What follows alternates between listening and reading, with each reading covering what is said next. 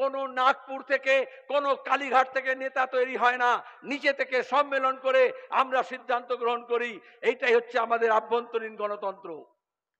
এদেশের গণতন্ত্র, এ রাজ্যের গণতান্ত্রিক পরিবেশ যদি রক্ষা করতে হয়, পুনরুদ্ধার করতে হয়, সেটা বিজেপি পারবে না। কারণ তার নিজের দলের মধ্যে কোনো গণতন্ত্র নেই। বিজেপির কে নেতা হবে, কে নেত্রী হবে, এই এত বড় তিলক লাগিয়ে আর এত জয় শ্রীরাম করে, এত গেরুয়া ফেট্টি লাগিয়েও কোনো পার পাবে না।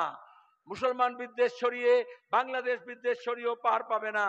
নাগপুর যাকে বলবে বিজেপির নেতা সেই হবে, আরএসএস যাকে বলবে, মোহন ভাগবত যাকে বলবে বিজেপির নেতা সেই হবে।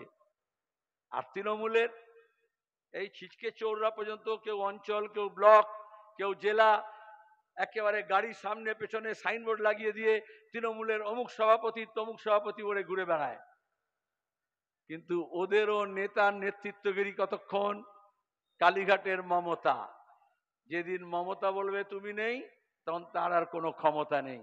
এই যে ভাইপো অভিষেক, বাপরে বাপ কি নাচন কোদন করছিল। এঘাট ওঘাট করে যত লুটের টাকা, কাটমানি, গরু পাচার, শিক্ষক নিয়োগের দুর্নীতি, সোনার বিস্কুটের দুর্নীতি, কয়লা পাচার, সব টাকা এঘাট ওঘাট ঘুরে কালীঘাটে গিয়ে জমা হতো। আমরা প্রকাশ্যে বললাম সেই টাকা আমাদের রাজ্যের টাকা, বিদেশি বান্ধবীদের অ্যাকাউন্ট ভাড়া নিয়ে সেই টাকা পাচার করেছে এই অভিষেক ব্যানার্জি। প্রকাশ্যে বলছি, বারবার বলছি। প্রথম যখন বলেছিল মানহানি মামলা করব, 400 পাতার এত দস্তাবেজ পাঠিয়েছিল তার উকিল। আমি বললাম যার মান নেই তার আবার হানি কি করে হবে? মান থাকলে তো মানহানি হবে। আজ পর্যন্ত মামলা করেনি। ইডি সিবিআই সব জানে।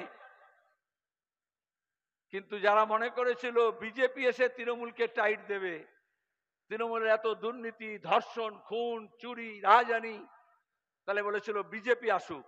সেলিম ভাই, আপনারা তো দুর্বল হয়ে গেছেন, তাহলে একটু তাগদওয়ালা চাই, 56 ইঞ্চি চাই। বুঝতে পারছেন 56 ইঞ্চি কাকে বলে? তাহলে 2014 থেকে 2025 11 বছর হয়ে গেল, 56 এলো, কিন্তু নবান্নর কিছু হলো? চুরি তো বাড়লো, জোচ্চুরি তো বাড়লো, লুট তো বাড়লো, নারীদের প্রতি অত্যাচার তো বাড়লো। এই আরজি করে কাণ্ড চোখে আঙুল দিয়ে দেখিয়ে দিচ্ছে। গোটা রাজ্যের মানুষ, 2 কোটি মানুষ 14ই আগস্ট রাত জাগলেন। তার মধ্যে 1 কোটির বেশি মহিলা বলল নারীর সম্মান চাই, নাটক ছেড়ে বিচার করো, আরজি করের মাথা ধরো। মমতা ব্যানার্জির মাথা ব্যথা হয়ে গেল। পুলিশ কমিশনারকে দিয়ে, স্বাস্থ্য দপ্তরকে দিয়ে সব প্রমাণ ধামাচাপা করলেন। আর অন্যদিকে বললেন আমি সিবিআই কে দিতে রাজি আছি। হাইকোর্ট সিবিআই কে দিল।